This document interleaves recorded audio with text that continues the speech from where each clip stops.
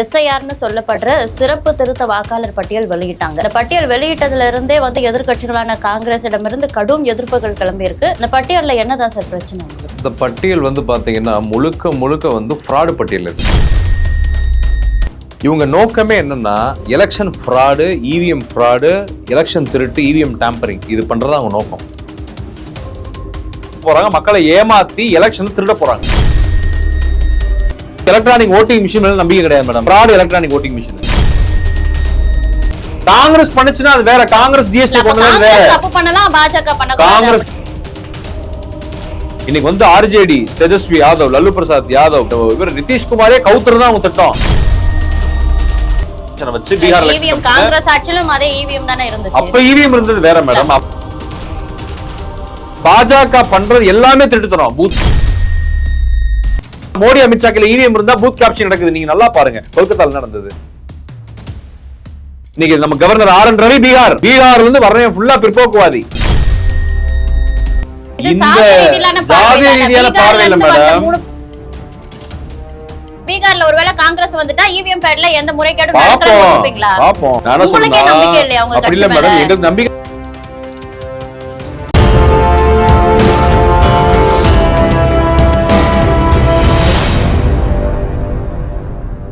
You Tamil நேயர்களுக்கு வணக்கம். இன்னைக்கு நம்ம கூட உச்சநீதிமன்ற வழக்கறிஞர் திரு கேஸ்ட்ரோ அவர்கள் தான் இணைஞ்சிருக்காங்க. வணக்கம் சார். வணக்கம் மேடம். வணக்கம். பீகார்ல பாத்தீங்கன்னா எஸ்ஐஆர்னு சொல்லப்படுற சிறப்பு திருத்த வாக்காளர் பட்டியல் வெளியிட்டாங்க. இந்த பட்டியல் வெளியிட்டதுல இருந்தே எதிர்க்கட்சிகளான காங்கிரஸிடமிருந்து கடும் எதிர்ப்புகள் கிளம்பி இருக்கு. அந்த பட்டியல்ல என்னதான் சார் பிரச்சனை உங்களுக்கு? இந்த பட்டியல் பாத்தீங்கன்னா முழுக்க ஃப்ராடு பட்டியல். அது எஸ்ஐஆர் பட்டியல் கிடையாது, ஃப்ராடு பட்டியல். அப்படிதான் நான் சொல்லுவேன். ஏன்னு கேளுங்களேன், இவங்க நோக்கமே என்னன்னா election fraud, EVM fraud, election திருட்டு, இவிஎம் டேம்பரிங் இது பண்றது அவங்க நோக்கம். இப்போ இந்த ஸ்பெஷல் இன்டென்சிவ் ரிவிஷன் பண்றாங்கன்னா, நீங்க இந்த பெங்களூர் மகாதேவபுரா, அந்த பெங்களூர் சென்ட்ரல் தொகுதியில் இருக்கக்கூடிய சட்டமன்ற ஒரு பகுதியான மகாதேவபுரால இவங்க என்னென்ன ஃப்ராடு பண்ணாங்க. இவிஎம் டேம்பரிங் நடந்திருக்குது, எலெக்ஷன் ஓட்டர் அந்த லிஸ்ட் ரோல்ஸ்ல மேனிப்புலேஷன் நடந்திருக்குது, அட்ரஸை மாத்திருக்கிறாங்க, முதியவர்கள் இளைஞர்கள் பட்டியலில் போய் சேர்த்திருக்கிறாங்க. அதுக்கடுத்து பார்த்தீங்கன்னா ஒரே ஒரு 6 அடி இடத்துல 85 பேர் இருந்தேன்னு சொல்லியிருக்காங்க. அதுக்கடுத்து பார்த்தீங்கன்னா ஃபோட்டோ டூப்ளிகேஷன் நடந்திருக்குது, அட்ரஸ் டூப்ளிகேஷன் நடந்திருக்குது, அட்ரஸ் ஃபாதர் நேம் மதர் நேம்ல SCADFG அப்படின்னு போட்டிருக்குது, இந்த ஆல்பபெட் லெட்டர்ஸ்ல இருக்குது. அப்போ முழுக்க ஃப்ராடு பட்டியல். இந்த எஸ்ஐஆர் ப்ராசஸே ஸ்பெஷல் இன்டென்சிவ் ரிவிஷன் ப்ராசஸ் நடத்தலாம், தப்பு கிடையாது. அதை நான் எதிர்க்கல. யார் நடத்துறான்றதான் இப்போ பிரச்சனை. புரியுதா உங்களுக்கு? இன்னைக்கு அதை ஏன் இப்போ நடத்தணும்? முன்னாடி நடத்திருக்கலாம்ல. அந்த மாதிரி நீங்க ஒரு 6 months 1 year பேக் நடத்திருக்கலாம். நீங்க இப்ப நடத்துறது நோக்கமே பாத்தீங்கன்னா ஃப்ராடத்தனம், திருட்டுத்தனம் பண்றது நோக்கம் தான். அதெல்லாம் என்ன சொல்லி கேளுங்க மேடம். பாஜக இத புதுசா நடத்தல. இதற்கு முன்னாடி பாத்தீங்கன்னா இந்தியாவுல 12 முறை இந்த எஸ்ஐஆர் வாக்காளர் திருத்த பட்டியல் வெளியிடப்பட்டிருக்கு. அதுல 12 முறை காங்கிரஸ் ஆட்சியில் இருக்கும் பொழுதுதான் வெளியிட்டிருக்காங்க. இது 4வது முறை தான் பாஜக வெளியிடுறாங்க. சரி, பீகார்ல அது என்ன எலெக்ஷன் டைம்ல ஏன் பீகார்ல பண்றீங்க? இப்ப இது எப்படி இருக்குன்னா, இது எப்படி இருக்குன்னா கல்யாணம் போறப்ப பொண்ணை கடத்துற மாதிரி இருக்கு. புரியுதா உங்களுக்கு? கல்யாணம் நடக்கிறப்ப பொண்ணை கடத்திட்டு போவாங்கல்ல, முதல் நாள் நைட் ரூம்குள்ள கடத்தி கயிறை பொடுத்திட்டு போவாங்கல்ல, அந்த மாதிரிதான். பொண்ணுக்கு விருப்பம் இல்லைன்னா கடத்தி தானே ஆகணும். பொண்ணுக்கு விருப்பம் இல்ல, பொண்ணு தப்பிச்சு ஓடணுங்க. நீங்க ஏன் போய் கடத்துறீங்க? அப்ப நீங்க யாருக்குனாலும் கொண்டு போய் கல்யாணம் வச்சா நான் என்ன பண்ண முடியும்? ஏன்னா இப்ப அப்படி இல்ல மேடம், இவங்க கட்டாய திருமணம் தான் பண்ண போறாங்க. இப்ப பீகார்ல இப்ப அதான் நடக்க போகுது. கரெக்டான பாயிண்ட் வந்துட்டீங்க. கட்டாய திருமணம் பண்ண போறாங்க, மக்களை ஏமாத்தி எலெக்ஷன் திருட போறாங்க. இப்ப எனக்கு எலெக்ஷன் கமிஷன் மேல நம்பிக்கை கிடையாது madam. Fraud election commission.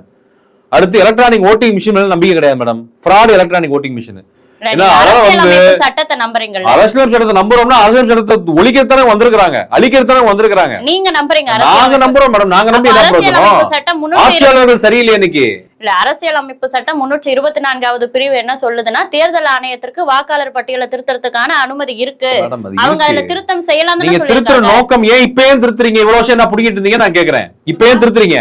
Congress பண்ணுச்சுன்னா அது வேற. காங்கிரஸ் ஜிஎஸ்டி கொண்டு வந்து வேற. தப்பு பண்ணலாம், பாஜக பண்ண. காங்கிரஸ் எது கொண்டு வந்தாலும் மக்கள் நலன் சார்ந்து கொண்டு வரும். அதோட ஐடியாலஜி வேற.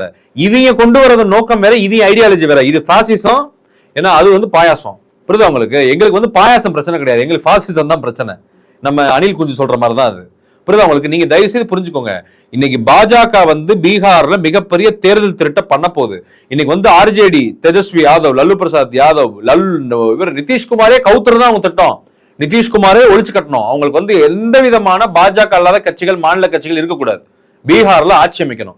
நிதிஷ்குமார் முதலமைச்சர் ஆகக்கூடாது, பாஜக முதலமைச்சரா வரணுன்றதா அவங்க திட்டம். இந்த எப்படி எடப்பாடி ஏடிஎம்கே தமிழ்நாட்டில் ஒழிச்சு கட்டிட்டு இருக்காங்களோ, ஏடிஎம்கே கொத்தடிமைகள் எப்படி ஒழிச்சு கட்டுறாங்களோ, அதே மாதிரி பீகார்ல நிதிஷ்குமார், ஆர்ஜேடி, தேஜஸ்வி யாதவ், லல்லு பிரசாத் யாதவ், அங்க இருக்கக்கூடிய மாநில கட்சிகள், லோக் ஜனசக்தியா இருக்கலாம், ஏன்னா இன்னைக்கு வந்து இப்ப சிராக் பஸ்வானுடைய இவர் நம்ம ராம்விலாஸ் பஸ்வானுடைய தலித் அந்த கட்சி, அந்த தலித் சமூக கட்சியா இருக்கலாம், எல்லா கட்சியும் ஒழிச்சு கட்டிட்டு அங்க பாஜக ஆட்சியை மலர வைக்கணும். அதுதான் நீங்க திட்டம்.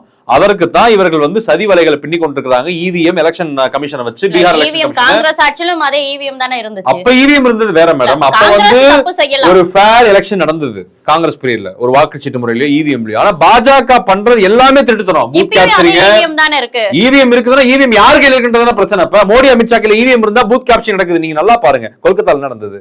நம்ம காணொலி காட்சிகள் இருக்குது, பதிவுகள் இருக்குது, ஆதாரங்கள் இருக்குது. என்னன்னா ஒருத்தன் வந்து இவிஎம் மிஷினை தூக்கிக்கிட்டு ஓடுறான், ஆட்டோல வண்டியில ஓடுறான், ஜீப்ல தூக்கிட்டு ஓடுறான்.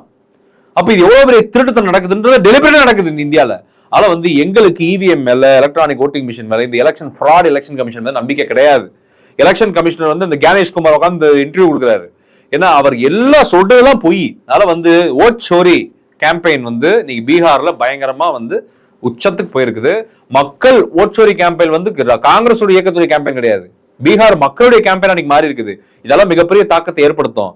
என்ன இந்த பீகார்ல பாத்தீங்கன்னா இன்னைக்கு எவ்வளவு 80-90% ஏழை எளிய ஒடுக்கப்பட்ட, தாழ்த்தப்பட்ட, பிற்படுத்தப்பட்ட, நலிந்த, விரும்பிலை சாமானிய மக்கள் மிகவும் ஏழ்மை, வறுமை கோட்டு கீழே வாழ்ந்துட்டு இருக்கிறான். படிப்பறிவு இல்லாம, வேலை வாய்ப்பு இல்லாம, எந்த விதமான அடிப்படை தேவையும் நீங்க பண்ணி தரல இந்த பாஜக RSS கும்பல், ஏன்னா இந்த பார்ப்பனிய பனியா கும்பல், 3% கும்பல்.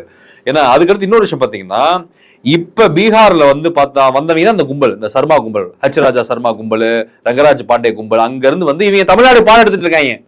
தமிழ்நாடு அரசியலுக்கு இவங்க இன்னைக்கு நம்ம கவர்னர் RN ரவி பீகார்ல இருந்து வர்றவன் ஃபுல்லா பிற்போக்குவாதி. புரியுதா உங்களுக்கு? இன்னைக்கு பீகார்ல எல்லாம் ஜாதியவாதிகளும் மதவாதிகளும் அட்டூழியக்காரனும் அங்கதான் இருக்கிறான். அதை வந்து சீராக்கி அதை வந்து நல்ல மாநிலமா. பாண்டே அவர்கள் ஒரு சிறந்த ஊடகவியலாளரா இருந்து பல முற்போக்கு கருத்துக்களை சொல்லிட்டு இருக்கும்போது அவர் பிற்போக்குவாதி அப்படி கிடையாது மேடம். சிறந்த ஊடகவியலாளர் எப்படி சொல்லுவீங்க நீங்க? வலதுசாரி கருத்தியலையும், ஜாதியும், மதத்தையும், பிற்போக்கு சிந்தனையும், மூட நம்பிக்கை தூக்கு பிடிக்கிறவன் வந்து சிறந்த ஊடகவியலாளர் நீங்க இப்ப ரங்கராஜ் பாண்டே கொண்டாடுறீங்க, இந்த ஸ்ரீவில்லிபுத்தூர் கும்பல் இதுல கொண்டாடுறீங்க. அவருடைய சாதி அடையாளத்தை ஸ்ரீவில்லிபுத்தூர் கும்பல் இதுல கொண்டாடுறீங்க. நான் என்ன சொல்றேன்னா, இந்த ஜாதி ரீதியான பார்வை இல்ல மேடம், இல்ல ஜாதி ரீதியான பார்வை இல்ல.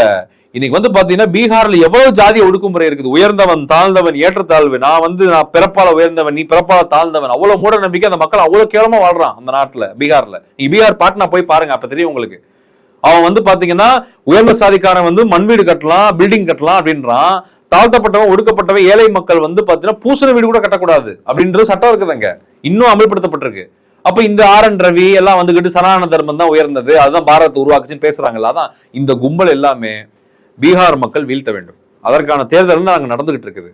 அதை வந்து இன்னைக்கு ராகுல் காந்தி வழிநடத்துறாரு. அதோட எங்களுக்கு என்ன பெரிய ஆபத்துனா, ஸ்பெஷல் இன்டென்சிவ் ரிவிஷனோட நோக்கம், எலெக்ஷன் கமிஷனோட ரிஃபார்ம்ஸ் பீகார் நடக்கிறது எல்லாமே ஃப்ராட், திருட்டுத்தனம். ஆகையால் கண்டிப்பா நீங்க பாருங்க, இந்தியா கூட்டணி மகத்தான வெற்றி அங்க பெறும். இது வந்து இது இறுதியான பட்டியல் கிடையாது. இதற்கப்புறம் ஆகஸ்ட் முதல் வாரத்துல தான் பாத்தீங்கன்னா அந்த இறுதியான வரைவு பட்டியல் வர இருக்கு. கரெக்ஷன் இருந்தா நீங்க சொல்லுங்க, அதை சரி செய்து இறுதி பட்டியலை வெளியிடுறோம் அப்படிதானே சொல்றாங்க. இறுதி பட்டியல் வந்து இன்னைக்கு இந்த ஓட் சோரி கேம்பெயின் மூலமா மகாதேவபுரால, பெங்களூர்ல நடந்த சென்ட்ரல் நடந்த ஃப்ராட நாங்க எக்ஸ்போஸ் பண்ணால இப்ப பயந்து போய் ஆகஸ்ட் முதல் வாரம் பட்டியல வெளியிடுறாங்க. அந்த பட்டியல்ல சொல்லுங்க, நாங்க திருத்திக்கிறோம் ஆகஸ்ட் முதல் வாரத்துல அது திருத்த. அது உண்மையான பட்டியல் கிடையாது, அது ஒரு ஃப்ராட் பட்டியல். அந்த பட்டியல் நான் நம்ப மாட்டேன். ஃப்ராட் பட்டியல வெளியிடுவாங்க, ஆதாரபூர்வமா நிரூபிச்சா ஃப்ராட் பட்டியல வெளியிடுவாங்க மேடம். வெளியிட்டுட்டு இவங்க என்ன கூத்து பண்ணாம நீங்க பார்க்க தானே போறீங்க.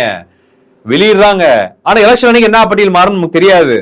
லிஸ்ட் பல லிஸ்ட் போடுவாங்க. ஓட்டர் ரோல்ஸ்ல பல ஃப்ராட் நடந்துட்டு இருக்கு, பல டூப்ளிகேஷன், பல இவிஎம் டாம்பரிங், ஃபேக் ஓட்டர்ஸ் ஆட் பண்றாங்க.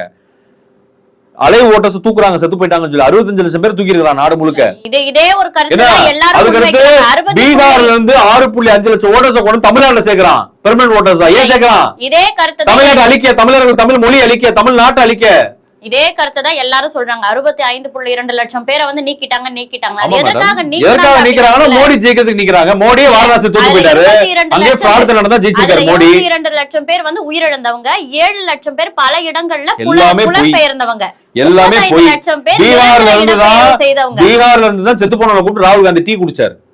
எங்களுடைய எதிர்க்கட்சி தலைவர். அதற்கான திருத்தறதுக்கான பட்டியல் தான வந்திருக்கு. இன்னைக்கு வந்து பாத்தீங்கன்னா அப்படி கிடையாது மேடம். செத்து போனவங்க கூட டீ குடிச்சாரு. இவங்க அதான் சொல்லல மேடம். திருத்தம் இருந்தா சொல்லுங்க, திருத்தம் இருந்தா சொல்லுங்க. வரைவு பட்டியல், அது வரைவு பட்டியல், திருத்தப்பட்ட பட்டியல், அப்புறம் வந்து உண்மை பட்டியல், நேர்மை பட்டியல், இறுதி பட்டியல், ஆரம்ப பட்டியல், எல்லா பட்டியலுமே வந்து ஃப்ராடு பட்டியல். என்னைய பொறுத்தவரை எந்த பட்டியல் நான் எலெக்ஷன் கமிஷன் பண்றது எதையுமே நம்ப மாட்டேன். அந்த வடிவேல் இந்த புலிகேசி படம் பாத்திருக்கீங்களா இல்லையா? நீங்க பாத்திருக்கீங்களா இல்லையா? அதுல மதன் பாபு சீன் வரும். என்னன்னா சங்கிலியை போட்டு கட்டி போட்டிருப்பாங்க ஒரு அண்டர் கிரவுண்ட் டனல்ல வடிவேல, அந்த அருவி தண்ணியா ஓடிக்கிட்டு இருக்கும். அப்போ வடிவேல் கேட்பாரு, இந்த மாதிரி வந்து இந்த சங்கிலியை வந்து என்னால அறுக்க முடியல, இந்த சிறை கதவுகளை உடைக்க முடியல. அப்படின்னா மண்ணா நான் தான் மண்ணா செஞ்சேன் அப்படின்னு உடனே என்ன பண்ண பாவி முன்னாடியே சொல்லி தான் உடச்சிருப்பேன் சொல்லி புடிங்கி போட்டு ஓடுவார் வடிவேல். பாத்துறீங்களா இல்லையா? அதுதான் எலெக்ஷன் கமிஷன், அதுதான் மோடி, அமித்ஷா. இவங்களை நம்பி நீங்க எதுவுமே பண்ண முடியாது. இந்த கும்பலை வச்சுக்கிட்டு தேர்தலும் நீங்க நேர்மையா நடத்த முடியாது, நாட்டையும் நீங்க நேர்மையா நிர்வாகம் பண்ண முடியாது. முதல்ல இந்த பிஜேபி, RSS, பார்ப்பனிய, பனியா, சங்கி கும்பல், நாக்பூர் கும்பல் நீங்க அடிச்ச ஆட்சி அதிகாரத்துல விரட்டாம இங்க நேர்மையான தேர்தல் நடக்காது. பீகார் தேர்தல் மிகப்பெரிய நாட்டுக்கு அச்சுறுத்தலா நான் பாக்குறேன். அடுத்து தமிழக சட்டமன்ற தேர்தல், கேரளா, வெஸ்ட் பெங்கால் அடுத்த வருஷம் வருது 2026. அதுவும் பெரிய அச்சுறுத்தல் தான். இவங்களை வச்சுட்டு நீங்க ஃபேர் எலெக்ஷன் நடத்த முடியாது. நீங்களா நினைச்சுக்க வேண்டியதான் கனவுல ஃபேர் எலெக்ஷன் நடந்துருச்சுன்னு. வாய்ப்பே கிடையாது, விட மாட்டாங்க. தயவு செய்து இந்த கும்பல் வந்து இந்த பீகார் மக்கள், எதிர்கட்சிகள் விழிப்போட களப்பணியாற்றணும், தேர்தல் பணியாற்றணும், பூத் ஒர்க் பண்ணணும். இன்னொன்னு சொல்றேன், பீகார்லயே பாஜகவுக்கு பல தொகுதிகளில் பூத் ஒர்க்கரே கிடையாது. நிதிஷ்குமார் கட்சியை நம்பிட்டு உட்கார்ந்து இருக்குது. புரியுதா உங்களுக்கு? அதை வந்து தமிழ்நாட்டுல பாருங்க 68,500 பூத் இருக்குது.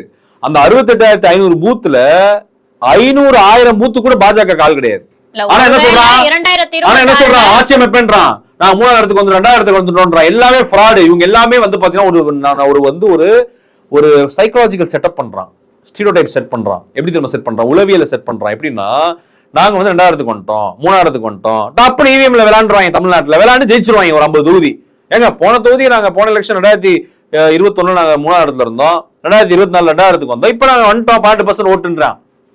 ஜாதி கட்சி, மத கட்சி, கிரிமினல்ஸ் எல்லாம் சேர்த்து வச்சுக்கிட்டு இந்த கும்பல் ஒருவேளை 26ல நீங்க ஜெயிச்சிட்டீங்க, இந்தியா கூட்டணி ஜெயிச்சிட்டீங்க அப்படின்னா அப்ப வந்து EVM பேட்ல எந்த முறைகேடும் நடக்கல அப்படின்னு சொல்லுவாங்க. இவங்க ஃப்ராடுத்தனம் வந்து பீகார்ல பண்ணுவாங்க, உத்தரப்பிரதேசல பண்ணுவாங்க, தமிழ்நாட்டுல பண்ண மாட்டாங்க. பீகார்ல காங்கிரஸ் வந்து தமிழ்நாட்டுல டேரிங்கா பண்ண மாட்டாங்க மேடம். தமிழ்நாட்டுல மக்கள் பயப்படுறாங்க. காங்கிரஸ் வந்துட்டா, பீகார்ல ஒருவேளை காங்கிரஸ் வந்துட்டா EVM பேட்ல எந்த முறைகேடும் நடக்கலன்னு பாப்போம். நான் என்ன சொல்றேன், அப்படி இல்ல மேடம், எங்களுக்கு நம்பிக்கைனால தான் கத்தி கூவிட்டு இருக்கோம் நாங்க. புரியுதா உங்களுக்கு? எங்களுக்கு நம்பிக்கை இருக்குது. அப்ப நம்பிக்கை 26ல நாங்க தான் சொல்லுங்க. நாங்க தான் 26 வர போறோம். நான் முதல்ல சொல்லிட்டேன் இன்டர்வியூ முன்னாடியே. வந்ததுக்கு அப்புறம் நீங்க பாருங்க மேடம், வருவோம் வர விடுறாங்களான்னு பாப்போம். நீங்க 2024 பாராளுமன்ற தேர்தல் ஒரு ஃப்ராடு பண்றோம், சட்டமன்ற தேர்தல் பண்ண மாட்டாங்களா? இன்னைக்கு என்னன்னா, நிதிஷ்குமார் ஆட்சி அதிகாரத்துல உட்கார வைக்கணும், அதுக்காக அவங்க ஃப்ராடு பண்ணுவாங்க. அப்பதான் நிதிஷ்குமார் சென்ட்ரல் ஆதரவு தருவாரு. அந்த 7 MP என்னமோ ஆதரவு தந்துட்டு இருக்காருல்ல, அந்த சந்திரபாபு நாயுடு நிதிஷ்குமாரை பீகார் முதலமைச்சர் ஆக்குவதற்கு இவங்க சதி பண்றாங்க. அதுக்கு EVM-ஐயும் எலெக்ஷன் கமிஷனையும் பயன்படுத்துறாங்க. ஆக நிதிஷ்குமாரும் வீழ்த்தப்பட வேண்டும், பாஜக RSS வீழ்த்தப்பட வேண்டும், இந்த ஃப்ராட் EVM-ம் ஃப்ராட் எலெக்ஷன் கமிஷனும் வீழ்த்தப்பட வேண்டும், மோடி, அமித்ஷா வீழ்த்தப்பட வேண்டும். இதுக்கு பீகார் மக்கள் கண்டிப்பா இந்தியா கூட்டணி ஆதரிப்பாங்க. இந்தியா கூட்டணி பீகார்ல மகத்தான வெற்றி பெற்று இந்த வருடம் ஆட்சி அமைக்கும். அது எந்த மாற்று கருத்து கிடையாது. இல்ல, தேர்தல் ஆணையம் வந்து பாஜகவோட கூட்டணியில இருக்கணும், இதுக்கப்புறம் நிரந்தர பாஜக ஆட்சி தான் அப்படின்னு சொல்லலாம்ல. நீங்க ஏன் வந்து அதை வீழ்த்தப்பட வேண்டும்? அதுதான் நான் சொல்றேன். 100 வருஷம் பாஜக பிளான் பண்ணிருக்கான், ஸ்கெட்ச் போட்டிருக்கான், 100 வருஷம் வேலை பார்த்திருக்கான், 100 வருஷம் ஆட்சியில இருக்குன்னு விரும்புறான். அதுக்கப்புறம் இருப்பாங்க அவங்க. ஏன்னா வந்து இன்னைக்கு வந்து பாத்தீங்கன்னா இந்த நாட்டுல வந்து எதிர்கட்சி வேலை நாங்க பார்த்துதான் இருப்போம். ஜனநாயகத்தை பாதுகாக்க வேண்டிய கடமை எங்களுக்கு இருக்குது. ஜனநாயகத்தை உயிரோட மீட்கணும், அதுக்கு எங்க கடமை இருக்குது எங்களுக்கு. இந்தியா கூட்டணி அந்த வேலையை பார்த்துட்டு இருக்குது. ஆனா எலெக்ஷன் கமிஷன் தயவு செய்து நம்பாதீங்க. எலெக்ஷன் கமிஷனர்ஸ், அந்த எலெக்ஷன் இந்த கவர்மெண்ட் மிஷினரியே பாஜக RSS உடைய கரப்டட் மிஷினரியா, பிஜேபி RSS சங்கிகள் ஊடுருவிய மிஷினரியா மாறிடுச்சு. இந்த பார்ப்பனிய கும்பல், இந்த பார்ப்பனிய அடிமை கும்பல் ஊடுருவிய ஒரு மிஷினரியா மாறிடுச்சு. இதை நாம் கலைந்து எறிய வேண்டும். பெரிய ரிஃபர்மேஷன் தேவைப்படுது, களையெடுப்பு வேலைகள் தேவைப்படுது. அதை ராகுல் காந்தியும் இந்தியா கூட்டணியும் எதிர்க்கட்சியும் பண்ணிட்டு இருக்கோம். கண்டிப்பா இதுல வெற்றி பெறணும்னு நம்பிக்கை எங்களுக்கு இருக்கு. பீகார் சட்டமன்ற தேர்தல் குறித்த நிறைய விஷயங்களை நேரம் ஒதுக்கி பகிர்ந்துகிட்டதுக்கு ரொம்ப நன்றி.